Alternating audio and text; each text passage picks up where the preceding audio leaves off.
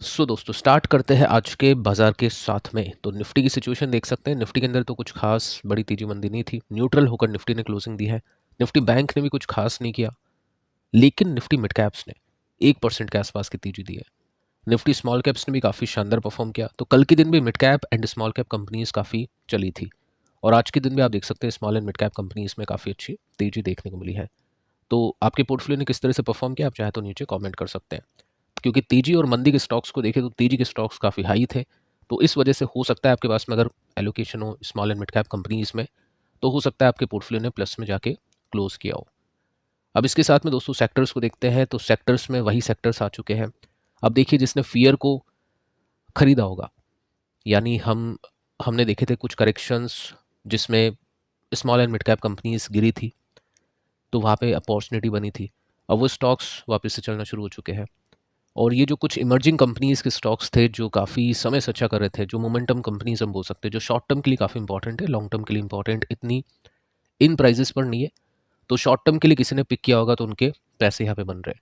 तो अल्टीमेटली वही जो सेक्टर्स हैं चलना शुरू कर चुके हैं। Media, metal, auto, realty, defence हम बोल सकते हैं, सरकारी बैंक हम बोल सकते हैं, एनर्जी सेक्टर आप यहाँ पे नोट कर सकते हैं। जिसने अच्छा परफॉर्म नहीं किया, निफ्टी आईटी था। निफ्टी आईटी काफ़ी समय से वीक है।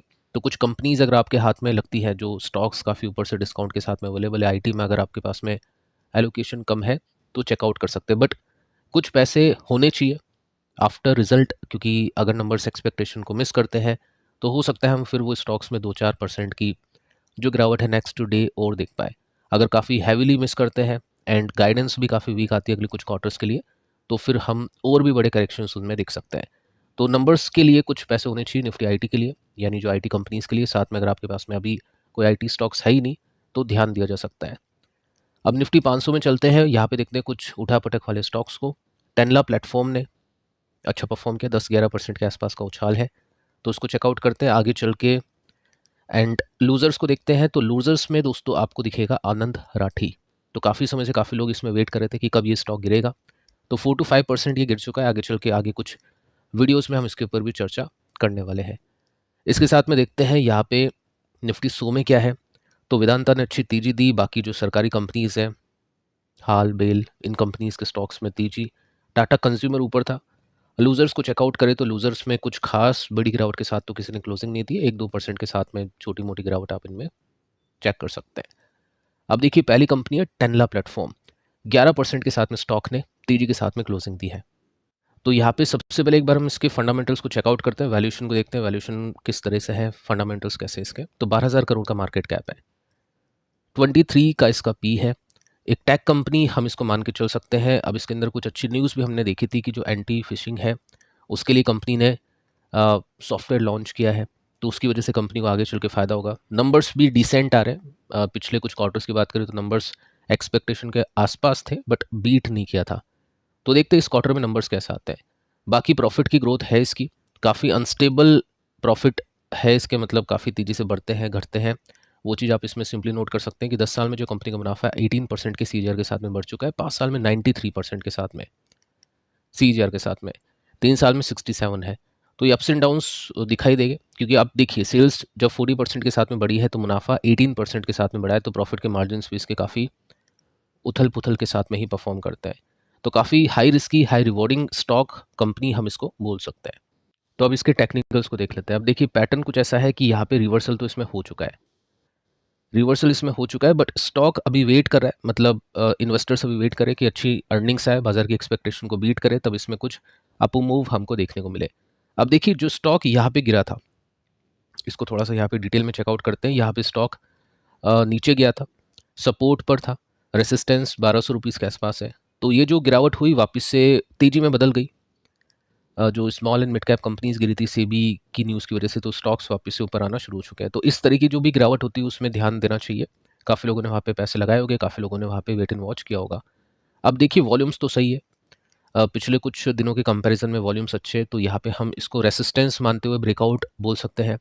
तो चांसेस है स्टॉक अच्छा परफॉर्म कर सकता है आने वाले कुछ समय में। चेकआउट इसको कर सकते हैं शॉर्ट टर्म के लिए। बाकी लॉन्ग टर्म के लिए तो कम कैपिटल के साथ में जाना चाहे वही इन्वेस्टर इसमें जाएंगे, और अर्निंग्स का वेट आप करना चाहे तो नंबर्स का भी वेट इसमें कर सकते हैं। नेक्स्ट कंपनी याशो इंडस्ट्रीज़ है, 11% की तेजी के साथ में स्टॉक ने क्लोजिंग दी है। तो टेक्निकल से पहले एक बार हम इसके फंडामेंटल्स को चेकआउट कर लेते हैं। तो इसमें आप सिंपली देख सकते हैं 2000 करोड़ का मार्केट कैप है, काफ़ी छोटी कंपनी है, केमिकल कंपनी है, 37 का इसका पी रेशो है। अब इसमें मार्केट कैप कम है, प्रॉफिट की ग्रोथ अच्छी है, कंसिस्टेंसी भी है, 12 करोड़ का प्रॉफिट, 21, 53, 64 इसको छोड़ सकते हैं, एक्सेप्शन है क्योंकि सभी कंपनीज में जो केमिकल कंपनीज हैं उनके प्रॉफिट ड्रॉप हो चुके हैं प्रॉफिट के मार्जिन के घटने की वजह से, सेल्स के डाउन होने की वजह से। बाकी वैसे अगर आप चेकआउट करोगे तो इसमें सीएजआर अच्छे हैं, पिछले 5 साल में 52% के साथ में इसका मुनाफा बढ़ चुका है, सेल्स भी काफ़ी अच्छी तरह से इसकी बढ़ चुकी है, प्रॉफिट में कंसिस्टेंसी, रिटर्न्स आप देखिए कितने कमाल के हैं, 70% के सीएजआर के साथ में स्टॉक ने रिटर्न्स दिए अपने निवेशक को। तो काफ़ी बढ़िया ग्रोथ इसने दिखाई है। तो अच्छी कंपनी है, किसी को पैनी कंपनी में दिलचस्पी है, छोटी कंपनी में निवेश करना है तो डेफिनेटली फिर आपको ऐसी ही कंपनीज़ को देखना चाहिए जिनमें अच्छी ग्रोथ भी हो, कंसिस्टेंसी भी हो, सेक्टर भी सेक्टर का जो साइज है काफ़ी ह्यूज हो, एक्सटर्नल प्रॉब्लम्स की वजह से स्टॉक नीचे हो तो ये कुछ अपॉर्चुनिटीज़ बनती हैं। अब देखिए यहाँ पे सपोर्ट के कुछ लेवल्स थे, डिस्कशन किया था, उसके बाद में स्टॉक ने एक ब्रेकआउट दिया बट वो ब्रेकआउट सस्टेन नहीं हो पाया क्योंकि इन केमिकल कंपनीज में दोस्तों होगा भी नहीं, क्योंकि जब तक इनके नंबर्स अच्छे नहीं आएंगे, एक्सपेक्टेशन को बीट नहीं करेगी कंपनीज, तब तक कुछ खास यहाँ पे नहीं हो सकता है। बीच बीच में कभी मैनेजमेंट की कमेंट्री आप सुन पाओगे अच्छी, तब स्टॉक चल पड़ेगा, या फिर आप एनालिस्ट की रिपोर्ट आप सुन सकते हैं, तब स्टॉक चल पड़ेगा। कभी इनके जो रॉ मटेरियल है, कच्चे माल है, उनके दाम घट जाते हैं तो स्टॉक चल पड़ेगा, बट अल्टीमेटली बड़ी तेजी हमको नंबर्स अच्छे आने के बाद ही मिलेगी। तो छोटी तेजी के लिए चाहे तो देख सकते हैं क्योंकि स्टॉक यहाँ पे सपोर्ट स्टॉक ने लिया, अभी ऊपर जाने के लिए तैयार है। 2000 तक का रेसिस्टेंस हम इनमें मान के चल सकते हैं और यहाँ पे आप देखोगे तो सिंपली सपोर्ट इसने लिया, उसके बाद में तेजी इसमें बन रही है। बाकी लॉन्ग टर्म के हिसाब से भी कंपनी अच्छी दिखाई देती है, तो उसको भी चाहे तो आप चेकआउट कर सकते हैं। ओरिएंट इलेक्ट्रिक, इसने 9% की तेजी के साथ में क्लोजिंग दी है। तो इसको देखिए यहाँ पे है क्या, इसमें 4596 यानी 4500 करोड़ के आसपास का मार्केट कैप है, 63 का पी है। अब ये कंपनी का जो स्टॉक है ऊपर से काफ़ी गिर चुका है, तब भी वैल्यूएशन इसकी काफ़ी महंगी है। इट मीन्स इसके नंबर्स बहुत ही ज़्यादा बुरी तरीके से ड्रॉप हुए होंगे, वो चीज़ हम आगे चल के चेकआउट करते हैं। तो इसमें आप सिंपली देख सकते हैं कि स्टॉक भी गिर चुका है, वैल्यूएशन भी गिर चुकी है, इट मीन्स उसके नंबर्स बड़े नहीं है। स्टॉक बढ़ चुका है, वैल्यूएशन नीचे है, इट मीन्स उसके नंबर्स काफ़ी अच्छे आ चुके हैं, प्रॉफिट काफ़ी बढ़ चुके हैं। स्टॉक भी नीचे है, वैल्यूएशन ऊपर जा चुकी है, तो इसका मतलब है कि नंबर्स काफ़ी ख़राब आए होंगे। तो इसके नंबर्स आप देख सकते हैं काफ़ी ख़राब आए, 127 करोड़ का जो प्रॉफिट था घट के 87 करोड़ के आसपास का हो चुका है। अब यहाँ पे कंपाउंड प्रॉफिट को देखोगे तो कुछ आपको दिखेगा नहीं, यहाँ पे सेल्स को देखोगे तो यहाँ पे सेल्स का डेटा भी ख़राब दिखेगा। स्टॉक के रिटर्न्स आप देखोगे तो 5 साल के वो भी आपको ख़राब दिखेंगे, 3 साल के माइनस में है, 1 साल का माइनस में है। तो इसको प्रॉफिट इंक्रीज़ करना पड़ेगा तभी जाके स्टॉक चलेगा। बाकी कंपनी अच्छी है, इसके प्रोडक्ट्स अच्छे आते हैं, बिजनेस भी इसका अच्छा है, बट अभी वेट एंड वॉच करना थोड़ा सा बेटर होगा क्योंकि ट्रेंड इसका काफ़ी नेगेटिव है अभी के समय। यहाँ पे चलो किसी ने लिया भी होगा तो वो भी अभी वेट एंड वॉच करेगा क्योंकि पैसे बन जाएंगे, कोई दिक्कत वाली बात नहीं है, कंपनी अच्छी है, कंपनी ख़राब नहीं है, थोड़ा सा समय इसमें लगेगा, लेकिन एवरेज डाउन करने के लिए ऐसे पैटर्न में हाथ नहीं डालते हैं जब तक नंबर्स अच्छे नहीं आते हैं, क्योंकि हमारे पास में बाज़ार में ऐसी काफ़ी सारी कंपनीज अवेलेबल है जिनकी अर्निंग ग्रोथ आ रही है, स्टॉक नीचे है। दो तरह की कंपनीज है, एक है अर्निंग ग्रोथ नहीं आ रही, स्टॉक नीचे है, एक कंपनी है जिसकी अर्निंग ग्रोथ भी आ रही है और स्टॉक नीचे है। तो ये जो सेकंड ऑप्शन है यहाँ पे जाना चाहिए। तो वैसी कंपनीज बाजार में काफ़ी अवेलेबल है, तो उसमें थोड़ा सा बेटर अपॉर्चुनिटी है मेरे हिसाब से। बाकी इसको भी देखना चाहिए, जब तक ये ब्रेकआउट नहीं करेगा जब तक वेट एंड वॉच करना चाहिए। ट्रेंड लाइन को ब्रेक करेगा अच्छे नंबर्स अच्छे वॉल्यूम के साथ में, तो इसके अंदर अच्छे स्विंग हमको देखने को मिल सकते हैं। इसके बाद में दोस्तों एमटा टेक है, इस पर थोड़ा सा ध्यान देना चाहिए। 7% की तेजी के साथ में स्टॉक ने क्लोजिंग दी है, इसको भी एक बार हम फंडामेंटली चेकआउट कर लेते हैं। तो 5821 करोड़ का मार्केट कैप है इस कंपनी का, एक डिफेंस कंपनी है। अब डिफेंस कंपनीज में आप देखोगे तो बहुत ही कम ऐसी कंपनीज है जिनके स्टॉक्स नीचे हैं, उसमें से ये कंपनी भी है। 71 का पी है इसका, मार्केट कैप काफ़ी कम है। डिफेंस सेक्टर का डेटा आपने देखा होगा कि हमारा जो बजट कितना कम है यूएस के कंपैरिजन में, चाइना के कंपैरिजन में, तो आगे चल के उसमें ग्रोथ आ सकती है। बट बिना मतलब में कोई कुछ ऐसी न्यूज़ आ जाती है जिनकी वजह से स्टॉक्स चल पड़ते हैं, तो वहाँ पे मौका नहीं देखना है। जहाँ पे वैल्यू दिखती है, जहाँ पे स्टॉक्स नीचे मिलते हैं, उन्हीं में मौका देखना चाहिए। जैसे अभी बीच में एचएल में हमको एक मौका मिला, बाजार की गिरने की वजह से एक वहाँ पे चांस मिल गया था क्योंकि प्रॉफिट तो उसके बढ़ रहे हैं, वैल्यूशन भी काफ़ी कंफर्टेबल है, तो स्टॉक तो नीचे आना नहीं चाहिए। तो ऐसे-ऐसे बीच-बीच में मौके मिल जाते हैं। बाकी यहाँ पे देखें तो शॉर्ट टर्म के लिए ठीक है, चलो सपोर्ट के हिसाब से चेकआउट करते हैं, बाकी लॉन्ग टर्म के हिसाब से देखें तो वो बेटर होगा। क्योंकि यहाँ पे देखिए दोस्तों, कंपनी के मुनाफे गिरे हैं। 104 करोड़ का प्रॉफिट था जो कि घट के 81 करोड़ का हो चुका है। पहले कंपनी के प्रॉफिट काफ़ी तेज़ी से इंक्रीज़ कर रहे थे। अब देखिए यहाँ पे क्या है, अच्छी बात यह है कि 10 साल में 77% के CAGR के साथ में कंपनी का मुनाफा बढ़ चुका है। बहुत ही फास्ट ग्रोथ है। 5 साल की ग्रोथ बहुत कमाल की है, 3 साल की ग्रोथ काफ़ी कमाल की है। सेल्स ग्रोथ भी इसकी काफ़ी अच्छी है। अब देखिए ऐसे कभी-कभी मौके मिल जाते हैं जब क्या होता है कि आपकी अर्निंग्स है पिछले 3 साल की कंपनी की 48% के CAGR के साथ में, और आपका जो स्टॉक है वो 22% के CAGR के साथ में बढ़ा है, क्योंकि वहाँ पे फ़ियर है। तो वैसे में स्टॉक सस्ते मिल जाते हैं और वहाँ पे मौके देखने बनते हैं। अब जैसे इसमें देखिए आप, यहाँ पे क्या है, 1894 का स्टॉक का प्राइस है। अगर मैं इसमें पैटर्न को ड्रॉ करूँ तो सिंपली जैसे स्टॉक यहाँ पे पहुँचा था, कंटिन्यूसली गिर रहा था, फिर हमने चेकआउट किया था कि अगला सपोर्ट कहाँ पे होगा, तो मेजर सपोर्ट दिख रहा था यहाँ पे। मतलब ये देखोगे तो ये ट्रेंड लाइन का सपोर्ट है, यहाँ पे सपोर्ट लेके ये रेसिस्टेंस, ये सपोर्ट, ये रेसिस्टेंस, ये सपोर्ट और ये रेसिस्टेंस। तो देखते ऊपर चलता है या फिर नहीं। अब होता क्या है, इनके पास में ऑर्डर्स काफ़ी सारे हैं। ऑर्डर्स अगर ये टाइम पे पूरे नहीं कर पाते हैं, उनके जो प्रोडक्ट्स बना के नहीं डिलीवर कर पाते हैं, तो इनको पेनल्टी लगती है। प्लस इनके पास में पैसे नहीं आते हैं, पेनल्टी लगती है तो इनके पास में और कम पैसे आते हैं।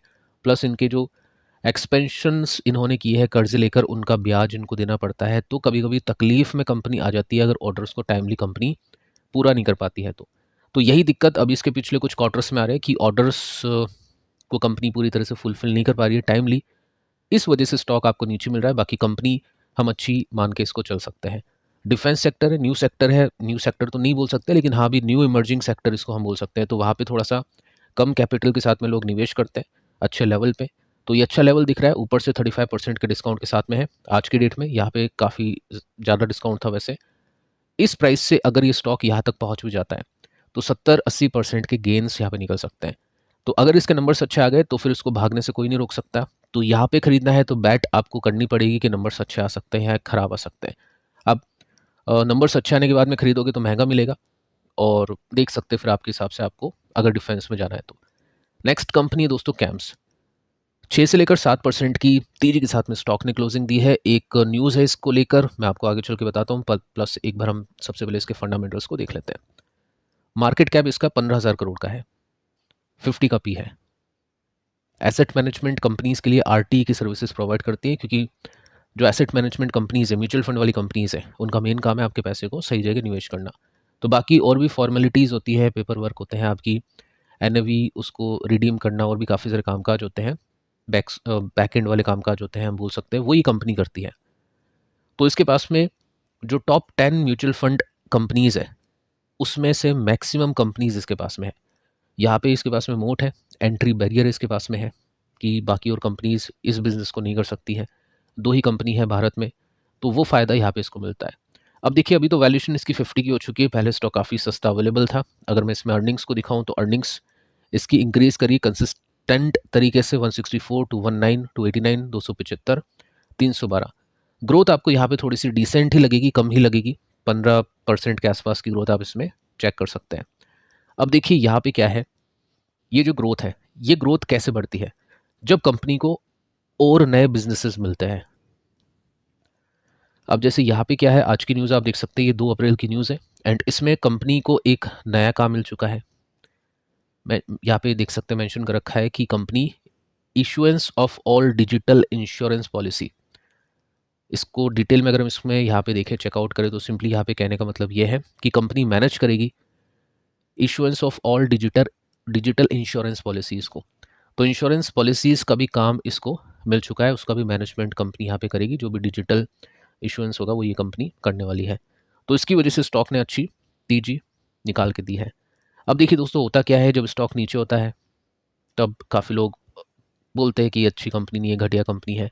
जैसे स्टॉक जब यहाँ पे 2000 पे था या फिर इन कुछ लेवल्स पे था, तो कैम्स को स्कैम्स बोला जाता था कि स्कैम से। अब वहाँ पे स्कैम बोलने की जगह पैसे लगाने पे ध्यान देते तो 4 पैसे बन भी जाते हैं। तो अभी देखिए दोस्तों, यहाँ पे क्या हो चुका है, एक ब्रेकआउट हो चुका है। ट्रेंड इसका पॉजिटिव है, गिरता पड़ता धीरे-धीरे करके ऊपर जाने की कोशिश करेगा 4000 रुपीज़ तक, ऐसा मुझे लगता है। बाकी अब तो स्टॉक ऊपर आ चुका है, वैसे 50 का पी हो चुका है, तो नंबर्स देखते हैं नंबर्स कैसे आते हैं। नंबर्स अगर डिसेंट आते हैं, अच्छे नंबर्स आते हैं, वैल्यूएशन इसकी गिर जाती है, तो फिर एक अपॉर्चुनिटी बनेगी। बाकी जिसने 2000 पे लिया है वो जस्ट अभी होल्ड करेगा और कुछ नहीं करेगा। जिसने 2500 पे भी लिया है वो भी होल्ड करेगा, और यहाँ पे मेरे हिसाब से कोई शायद बाय नहीं करेगा, क्योंकि यहाँ पे वैल्यूएशन इसकी बढ़ चुकी है और नंबर्स देखना काफ़ी इंपॉर्टेंट इसमें होगा। इसके बाद में दोस्तों लास्ट कंपनी को देख लेते हैं। बेस्ट एग्रो लाइफ है, 20% की बड़ी तेजी के साथ में स्टॉक ने क्लोजिंग दी है। अब इसको एक अच्छी न्यूज़ के साथ में हमने डिस्कस किया था, जो एक्सपेंशन की न्यूज़ थी आई थिंक, और इसमें आप देखोगे तो 1500 करोड़ का मार्केट कैप है, जस्ट नो का पी है, तो अंडर वैल्यूड इसको बोला जा सकता है। लेकिन कभी कभी दोस्तों क्या होता है कि कंपनी की अर्निंग्स बहुत ख़राब आने की एक्सपेक्टेशन होती है, जिस वजह से बाजार उसकी वैल्यूशन पहले से ही डाउन कर देता है। तो नंबर्स देखते हैं, नंबर्स इसमें कैसे आते हैं। काफ़ी मतलब अप्स एंड डाउन्स वाली कंपनी है। सिंपली आप इसमें यहाँ पे देखोगे तो आपको पता चल ही जाएगा, 5 साल में ट्रिपल डिजिट के CAGR है, फिर आपकी अर्निंग्स भी गिर जाती है, तो ये सब चीज़ें आप इसमें देख सकते हैं। अब देखिए, मतलब स्टॉक बढ़ता भी ऐसे ही है, गिरता भी ऐसे ही है, 20-20% के साथ में 2 दिन से हम इसमें तेजी देख पा रहे हैं। तो कल भी या परसों भी हमने इसको डिस्कस किया था कि 750 तक एक रेसिस्टेंस है, वहाँ से इसको प्रॉफिट बुकिंग हो सकता है दिखे, नहीं दिखेगी और यहाँ से ब्रेकआउट आएगा, तो फिर हम इसमें एक बड़ी तेजी को एक्सपेक्ट करके चल सकते हैं। मतलब ये उस तरह की कंपनी है कि चलो पैसे लगा दिए, बन गए तो ठीक है, डूब गए तो ठीक है। डूबेगे तो बहुत कम पैसे डूबेंगे, कि क्योंकि पैसे ही काफ़ी कम लगाए, और बनेंगे तो फिर वो कम पैसे से अच्छे पैसे भी बन सकते हैं। तो उस हिसाब से आप इसको चाहे तो देख सकते हैं। तो फिलहाल दोस्तों इस वीडियो में इतना ही। कल के 2 वीडियोस आप देख सकते हैं। इन्वेस्ट इन भारत पर कुछ कंपनीज को डिस्कस किया जिनके स्टॉक्स अपने सपोर्ट पर है। इन्वेस्ट इन इंडिया को भी देख सकते हैं, ये भी हमारा चैनल है, यहाँ पर हम पोर्टफोलियो रिव्यू करते हैं और भी कुछ जो इंटरेस्टिंग क्वेश्चन आंसर होते हैं उसको मैं आपको जवाब देने की वहाँ पे कोशिश करता हूँ। व्हाट्सएप लिंक मैं आपको दे चुका हूँ डिस्क्रिप्शन में, कमेंट्स में चेकआउट कर लेना। मिलते हैं नेक्स्ट वीडियो में किसी और अपडेट के साथ में, तब तक के लिए बाय बाय दोस्तों।